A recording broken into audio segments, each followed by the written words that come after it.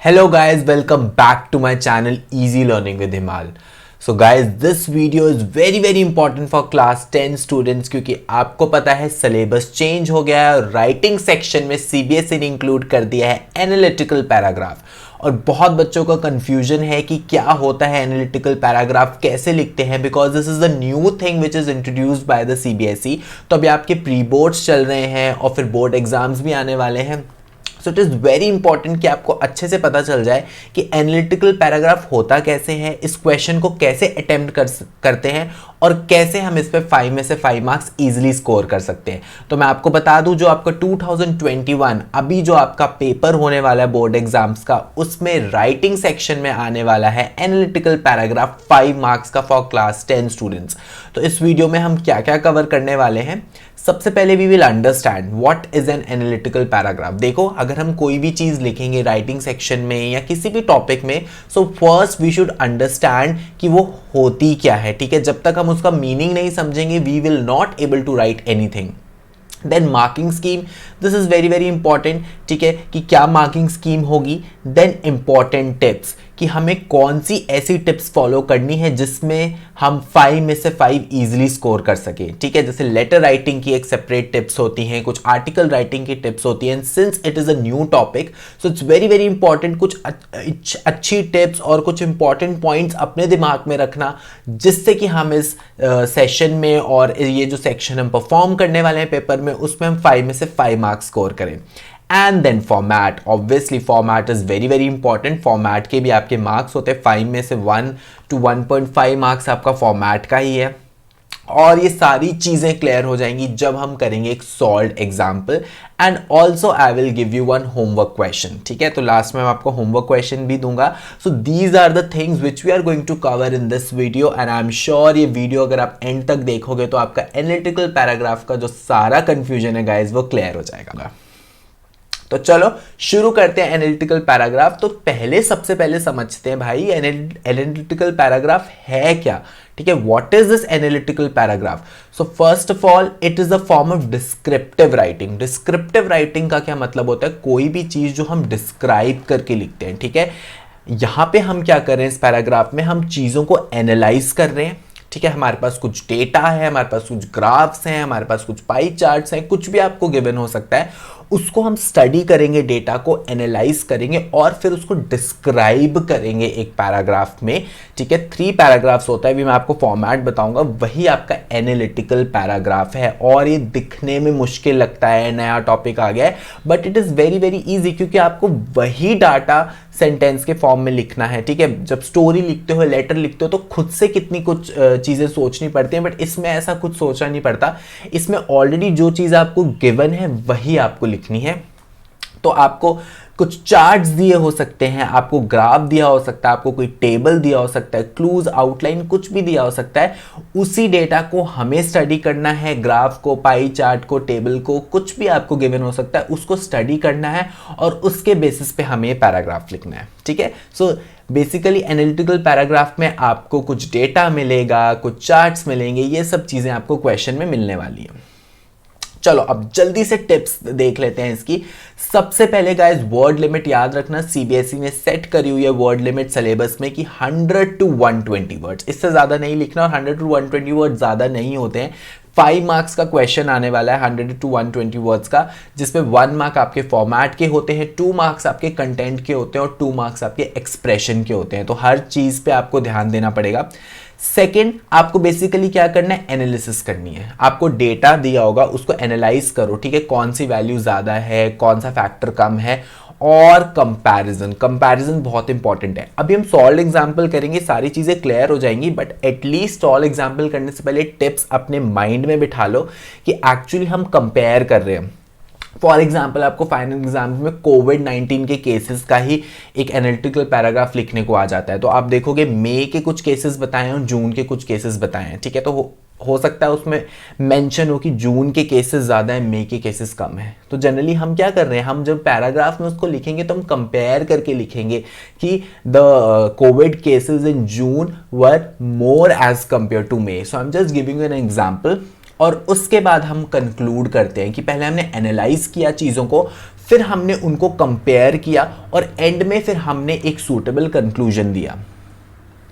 Then very very important, don't change the facts और data. ठीक है, आपको अपने से कोई भी फैक्ट चेंज नहीं करना है। जो फिगर, जो परसेंटेज, जो चीज़ें वहाँ पे मेंशन है वो आपको एग्जैक्ट लिखनी है। ठीक है, कुछ अप्रॉक्सीमेट नहीं लिखना, कुछ राउंड फिगर नहीं करना। जो डेटा, जो फिगर एग्जैक्ट है वही आपको पैराग्राफ में मेंशन करना है, एंड नो पर्सनल ओपिनियन। ठीक है, सबसे इजी तरीका यही है, सबसे इजी तरीका यही है स्कोर करने का, कि आपको अपनी कहानियाँ नहीं लिखनी है, कोई अपनी स्टोरी नहीं लिखनी है। You don't have to give any kind of personal opinion, and very very important, you have to use simple and formal language. Don't think that you will use complicated language and then only you can score good marks. Basic tip is that you have to use simple language, form simple sentences and formal language. Okay, so don't use very friendly language because this is a formal thing. जैसे आप formal letter लिखते हो उसमें जिस तरह की language use करते हो, similar language आपको analytical paragraph में भी लिखनी पड़ती है। And clear and crisp sentences. Sentence should not be very very long. It should not be very very molded. It should be very clear, crisp and simple sentences which will be representing your data. And very important, use same tense throughout. ठीक है, tense आप कोई भी use कर सकते हो। Generally हम past और प्रेजेंट यूज करते हैं, बट ये नहीं है कि कहीं पास्ट किया है कहीं प्रेजेंट किया है, क्योंकि एक डेटा ऑलरेडी प्रेजेंट है, हम उसको एनालाइज कर रहे हैं। तो अगर आप प्रेजेंट टेंस में भी उसको एनालाइज कर रहे हो तो सब में प्रेजेंट टेंस यूज करो। अगर आप उसको पास्ट टेंस की तरह ट्रीट करके एनालाइज करो तो सब में पास्ट टेंस की तरह लिखो। बट ये बहुत इंपॉर्टेंट है कि आपको सेम टेंस रखना पड़ेगा थ्रू आउट। जल्दी से फॉर्मेट डिस्कस कर लेते हैं। देखो, इसको 3 पैराग्राफ्स में डिवाइड करते हैं। तो एनालिटिकल पैराग्राफ को क्या करना है, 3 पैराग्राफ्स में डिवाइड करना है। जो पहला पैराग्राफ आ गया आपका इंट्रोडक्शन। इंट्रोडक्शन में क्या लिखना है, जैसे लेटर में लिखते हैं, भाई हम लेटर लिख क्यों रहे हैं, तो इंट्रोडक्शन में हम बेसिकली पर्पस एंड सब्जेक्ट बताते हैं, 1 और 2 सेंटेंसेस। तो एक बड़ा पैराग्राफ नहीं होगा introduction, 2 sentences are enough. 2 sentences काफी हैं, क्योंकि वैसे ही 100 to 120 वर्ड्स हैं, तो इंट्रोडक्शन और कंक्लूजन हम ज्यादा नहीं रखेंगे। तो बेसिकली हम एक थीम बता देंगे कि ये वाला पैराग्राफ हमारा इससे रिलेटेड है, ये पर्पस है, ये हमारा मेन जो टॉपिक है, हमारा सब्जेक्ट है। उसके बाद मेन बॉडी, मेन आपको इसी में इशू आता है, डोंट वरी, हम सॉल्व एग्जांपल करेंगे वो क्लियर हो जाएगा, बट एटलीस्ट आपको पता होना चाहिए पहले से कि मेन बॉडी लिखते कैसे है। तो यहाँ पे आपकी मेन एक्सप्लेनेशन आएगी। You have to explain in detail what the graph is about, कि ग्राफ किस चीज के बारे में है। यूज रेलेवेंट फिगर्स, जो जो फिगर्स आपको दी हुई हैं, जो जो आपको इंपॉर्टेंट लग रही है, उनको सेंटेंसेस के फॉर्म में लिख के पैराग्राफ में मेंशन करो। Explain trend. ट्रेंड्स का क्या मतलब है कि सडनली इस ईयर में ये चीज़ राइज हो गई, या इस पर्टिकुलर ग्रुप के लिए ये चीज़ ज़्यादा हो गई। जैसे ग्राफ में होता है एक ट्रेंड होता है कि पहले कम है, फिर बढ़ रहा है, फिर घट रहा है, तो वो सारे ट्रेंड्स आपको एक्सप्लेन करने पड़ेंगे। मेक कंपैरिजन एंड कॉन्ट्रैक्ट्स, कि हाँ इसके कंपैरिजन में ये वाला डेटा ज़्यादा है, इसके कंपैरिजन में ये वाली परसेंटेज ज़्यादा है, तो आपस में एक कंपैरिजन करना पड़ेगा। और कॉन्ट्रास्ट, कि कैसे दो चीज़ें एक दूसरे से डिफरेंट है। डिवाइड इनटू सब paragraphs if required, but I would suggest इतना कॉम्प्लिकेटेड मत करना। जो आपका मेन बॉडी है उसको एक ही पैराग्राफ में रखना, बट अगर आपको लग रहा है कि नहीं मैं थोड़ा और अच्छा बना सकता हूँ, और ये दो पैराग्राफ्स में डिवाइड हो सकता है कि एक कंटेंट में एक में डाल दूँ, दूसरा कंटेंट में उसमें डाल दूँ, दोनों कंटेंट एक साथ नहीं ठीक लग रहे तो आप डिवाइड कर सकते हो। अदरवाइज आई वुड सजेस्ट कितना कंफ्यूज मत हो, एक ही पैराग्राफ में आप मेन बॉडी रखो। लास्ट कंक्लूजन है, अब आपने एनालाइज कर लिया, उसको एक्सप्लेन कर लिया, बट अब आपकी कंक्लूजन आपने क्या निकाला, मतलब what is the main conclusion, वो आप इसमें लिखोगे। मतलब आपका ओवरऑल व्यू और समरी क्या है पैराग्राफ के बारे में, वो आप कंक्लूजन में लिखोगे। ठीक है, तो 3 पैराग्राफ्स हैं आपके, इंट्रोडक्शन, मेन बॉडी और कंक्लूजन। और आप इन तीनों पैराग्राफ्स के बीच में एक 1 लाइन भी छोड़ सकते हो, बिना लाइन छोड़े भी कर लोगे तो कोई इश्यू नहीं है, बट अगर आप लाइन छोड़ो तो आपका थोड़ा सा पैराग्राफ नीट लगेगा। अब गाइज ये एक सॉल्व एग्जाम्पल दिया हुआ है, तो चलो सॉल्व एग्जाम्पल पढ़ते हैं। इसी तरह का क्वेश्चन आपका पेपर में आने वाला है। अब यहाँ पे पाई चार्ट दिया है, तो जरूरी नहीं है मैं आपको पाई चार्ट दिखा रहा हूं तो आपके पेपर में पाई चार्ट ही आएगा। आपको बार ग्राफ आ सकता है, आपको कोई टेबल आ सकता है, आउटलाइन आ सकता है, कुछ भी आ सकता है। So the pie chart shows the proportion of people from different households living in poverty in UK in 2002. So different households, different set of लोगों के लिए पाई चार्ट दिखाया है जो 2002 में यूके में पावर्टी में थे। Write an analytical paragraph to describe the information in 100 to 120 words. तो इसके ऊपर हमें पैराग्राफ लिखना है 100 to 120 वर्ड्स में। सो देखो बहुत सिंपल है, डेटा एनालाइज करते हैं। सिंगल एज्ड पर्सन, ठीक है, single age person, aged couple, single without children, couple without children, sole parents, couple with children, all household, इन सब की परसेंटेज जो है यहाँ पे दी हुई है। तो अब देखो हमें मेन कंसर्न किस पे दिखाना है, सबसे ज़्यादा परसेंटेज किसकी है, ये 26%। ये जो आपको 26% दिया है ये सबसे ज़्यादा परसेंटेज है, तो हम इस पे ज़्यादा ध्यान देंगे। 5 और 7% वाले डेटा पे भी हम ध्यान देंगे क्योंकि इसकी कम परसेंटेज है। सेकेंड फिर हमें इंपॉर्टेंस देनी पड़ेगी 24%। अब आप समझ रहे हो, जब आप मेन बॉडी लिखोगे तो आपको जो कंटेंट आपका ज़्यादा परसेंटेज में उसको हाईलाइट करना पड़ेगा कि ये सेट ऑफ लोग सबसे ज़्यादा पॉवर्टी में है, ठीक है। तो आप एक सीक्वेंस में जा सकते हो कि सबसे ज़्यादा 26% वाले जो हैं, फिर 24% वाले हैं, तो इस तरह से आप डिस्क्राइब कर सकते हो।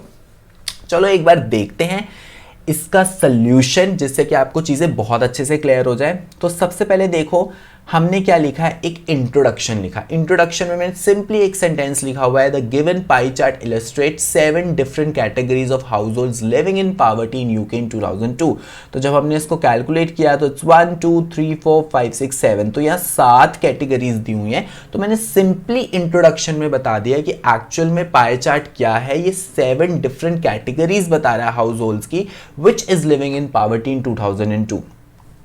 अब देखो मेन बॉडी में क्या लिखा है, it is clearly evident from the pie chart that 26% of the total poverty stricken households are those of sole parents.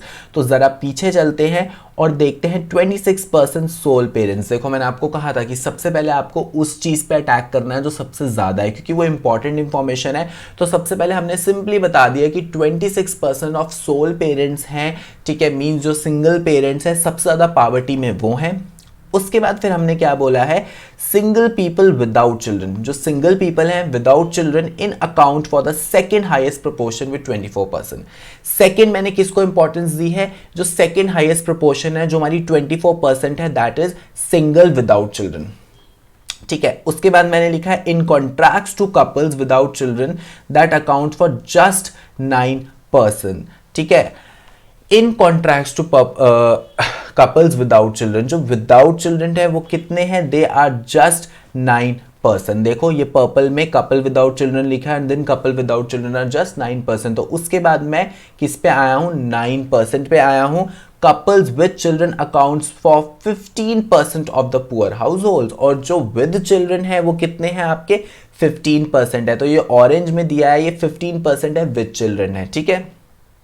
मैं एक एक सेट को उठा रहा हूं मेन बॉडी में और मैं उसको एक्सप्लेन कर रहा हूं।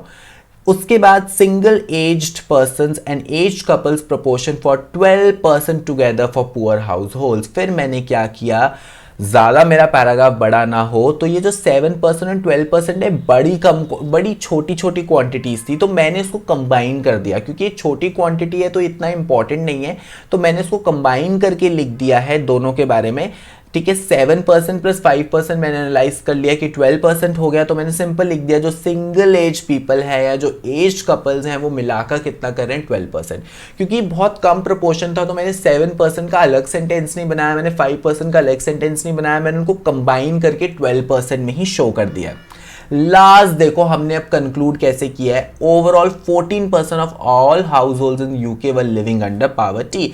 तो देखो all house holds, total house holds की बात की है तो ये वाला डेटा मैंने कंक्लूजन में बताया है, क्योंकि ऑल हाउस होल्ड्स एक तरह से समरी बताता है। देखो लास्ट वाला ये जो ऑल हाउस होल्ड्स है ये एक तरह से समरी बता रहा है, तो समरी वाली चीजें हमेशा कंक्लूजन में ऐड करो। तो मैंने कंक्लूजन में लिखा है overall 14% of all house holds in UK were living under poverty, the younger generation had a greater poor percentage than their aged counterparts। तो मैंने यहाँ पे देखा जो यंगर जनरेशन है उसकी ज़्यादा पुअर परसेंटेज है, ठीक है। जैसे आप यहाँ पे देखो सोल पेरेंट्स, ठीक है, जो सिंगल पेरेंट्स हैं, ठीक है। उसके बाद फिर हमने देखा सिंगल विदाउट चिल्ड्रन, जो सिंगल हैं बिना चिल्ड्रन के, ठीक है। और अगर हम बाकी चीज़ देखिए एज्ड कपल सिर्फ 5% है, ठीक है, सिंगल एज पर्सन सिर्फ 7% है।